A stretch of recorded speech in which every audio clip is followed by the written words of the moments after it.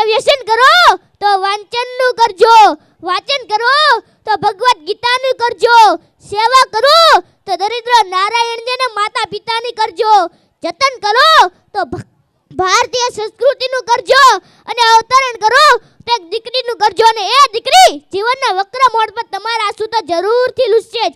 અને વિદ્યાર્થી મિત્રોને પણ એક નમ્ર અપીલ છે કે જ્યારે આપણે ટીવી, સિરિયલ કે ફિલ્મો જોતા હોઈએ ત્યારે તે વસ્તુ આપણને તરત જ યાદ રહી જાય છે અને મગજમાં બેસી જાય છે, કારણ કે આપણે તેમાં આપણું ધ્યાન કેન્દ્રિત કરીએ છીએ. આટલું જ ધ્યાન જો આપણે અભ્યાસમાં રાખીએ તો અભ્યાસ એકદમ સરળ બની જશે અને આપણે સફળતાના શિખરો પાર કરી શકશું. બસ બીજું તમારે કંઈ કહેવાનું નથી. અને ફરી અંતમાં હું અને મારા લિટલ ફ્લાવર સ્કૂલના તમામ શિક્ષકો વતી આપણે પ્રણામ કરું છું અને ગોટી ગોટી વંદન કરું છું. જય હિન્દ, ભારત માતા કી જય. તાળીઓના જોરદાર ગગડાટથી ડોંગા સાહિલ નાનો છે છતાં